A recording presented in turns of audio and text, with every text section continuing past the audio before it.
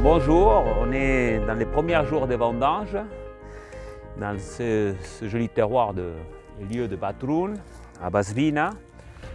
Et bon, on va vous expliquer un peu aussi ce qui est le concept de terroir. Alors, Gabi, parmi les éléments qui sont aujourd'hui importants dans la vinification, ce sont les différents terroirs. Donc aujourd'hui, Ixier a une recherche au niveau des terroirs. On a implanté dans plusieurs régions au Liban à la recherche de différents terroirs. Donc ce qu'il faudrait expliquer aux gens, c'est un petit peu, c'est quoi le terroir, quelle est la notion du terroir, qu'est-ce qui fait un terroir et quelle est l'importance de ces différents terroirs par rapport à la vinification.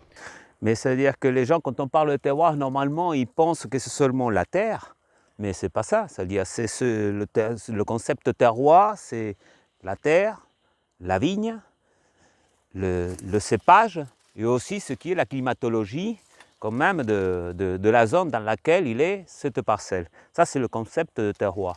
Ici, notre richesse, surtout, c'est notre diversité des terroirs qu'on a au Liban. On peut avoir des terrains très argilo-calcaires comme ici, avec des roches calcaires qui sont mélangées ou assemblées avec de la terre qui est de l'argile. L'argile, elle nous protège de stress hydrique.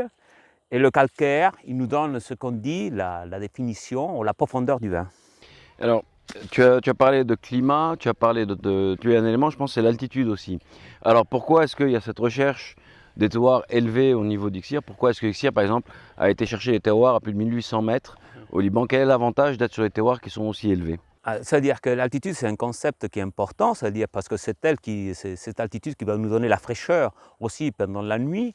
C'est-à-dire que c'est pour nous beaucoup plus facile dans un terrain en altitude d'avoir un raisin une vigne qui peut récupérer pendant la nuit et respirer de la chaleur de la journée. Il faut comprendre que le Liban, on est dans un pays chaud quand même, quoiqu'on a une hygrométrie qui est très intéressante quand même. Il faut compter qu'on est entre 600 et 800 mm d'eau par an.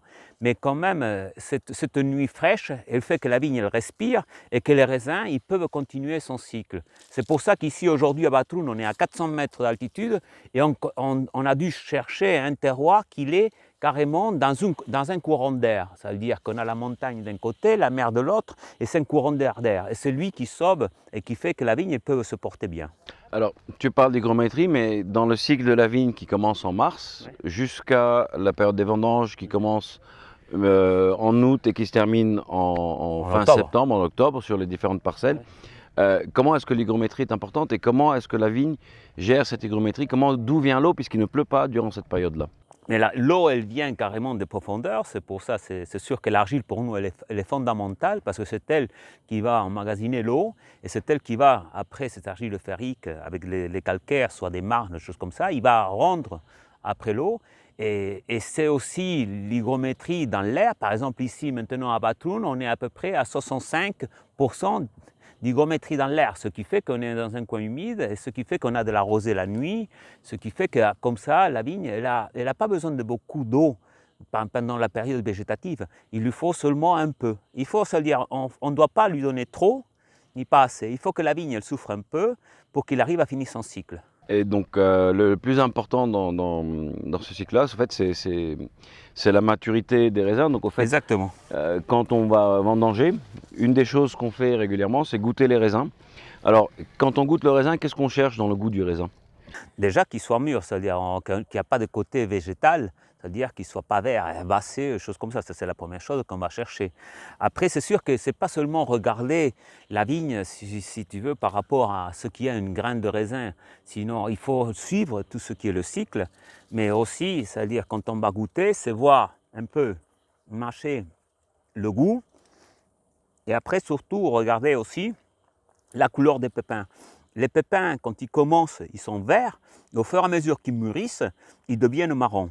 Et après, quand on va les manger, parce qu'on les croustille un peu, ça veut dire ça va vous faire quand même un goût de noisette. C'est quand le pépin il a perdu ce côté herbacé, ça veut dire que le raisin, il est déjà mûr. Alors, donc on ne se base pas uniquement sur des analyses, on se base aussi et principalement aussi sur le goût du raisin.